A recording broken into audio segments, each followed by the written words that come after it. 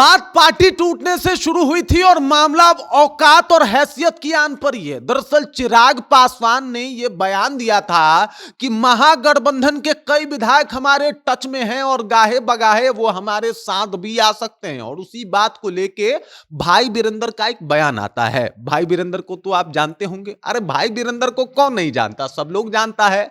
और वही भाई वीरेंद्र ने दरअसल चिराग की हैसियत की बात कर दी थी और वो हैसियत वाला मुद्दा इतना ज्यादा बढ़ गया कि अब चिराग पासवान की तरफ से जो पलटवार आया है वो आपको जानना चाहिए, क्योंकि इसके बाद बिहार की सियासत बहुत ज्यादा गरमाने वाली है और कुछ दिनों तक यह मामला जो है वो चर्चा में रहने वाला है। पूरी कहानी क्या है सब कुछ आपको विस्तार पूर्वक बताएंगे, समझाएंगे, लेकिन उससे पहले मेरा परिचय जान लीजिए। मेरा नाम है रजत और आप जनता जंक्शन देख रहे हैं। शुरुआत से शुरू करते हैं।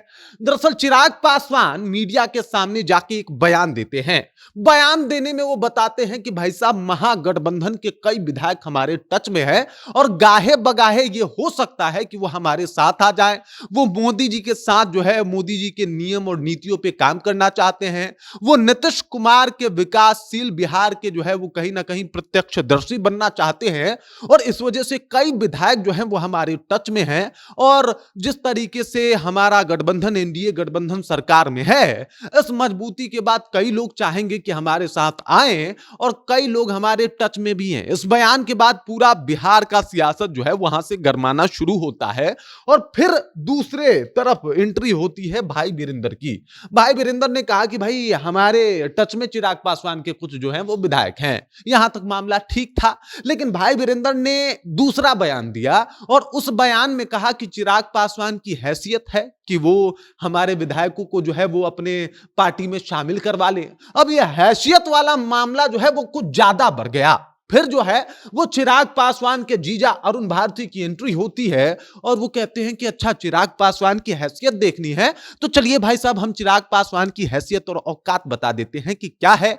दरअसल अरुण भारती ने कहा कि चिराग पासवान का हैसियत इतना है कि वो पार्टी जो 2020 में नंबर 1 पार्टी थी बिहार की, उसको मात्र 25 सीटों पे समेट दिया। यह है चिराग पासवान की हैसियत। तेजस्वी यादव जो कि सीएम रेस में थे, उनको सीएम रेस के हटा के बस नेता प्रतिपक्ष के भूमिका में छोड़ दिया। यह है चिराग पासवान की हैसियत। चिराग पासवान की हैसियत यह है कि 29 सीटें दी जाती है और 19 सीटें चिराग पासवान जीत जाते हैं। यह है चिराग पासवान की हैसियत। और चिराग पासवान की हैसियत यह है कि लोकसभा चुनाव में स्ट्राइक रेट 100% का रहता है। यह है चिराग पासवान की हैसियत। अगर हैसियत पे बात आएगी तो आप कहीं कुछ बोल नहीं पाएंगे। अगर हैसियत की बात आएगी तो आपकी औकात क्या है, यह सवाल सबसे पहले उठेगा।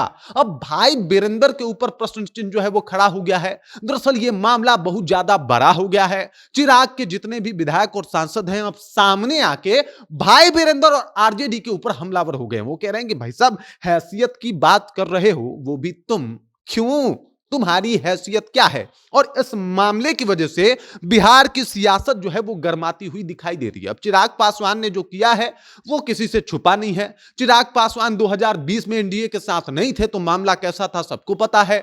चिराग पासवान 2025 में एनडीए के साथ हैं तो देखिए एनडीए किस तरीके से एकदम पूरे फुल पावर में है, ये भी सबको पता है। 2020 की बात की जाए तो मैं 7-8 जो सीट है उसका अंतर था और अगर अभी बात देखा जाए तो कहां 122 कहां 202, मतलब इतना अंतर जो है वो आया है। देख लीजिए पहले से बढ़िया स्ट्राइक रेट जो है वो नीतीश कुमार के जेडीयू का भी हो गया है और जेडीयू का स्ट्राइक रेट बेहतर हुआ है। इसके पीछे का कारण चिराग पासवान को ही माना जाता है, क्योंकि चिराग पासवान जब भी चाहे जेडीयू का स्ट्राइक रेट बिगाड़ सकते हैं। अब इस मामले के बाद ये जो सीट टूटने की बातें थी, जो पार्टी टूटने, विधायक टूटने की बातें थी, वो बात अब औकात और हैसियत पे आ गई है और अरुण भारती ने अच्छे से बता दिया है कि चिराग पासवान का हैसियत कितना है।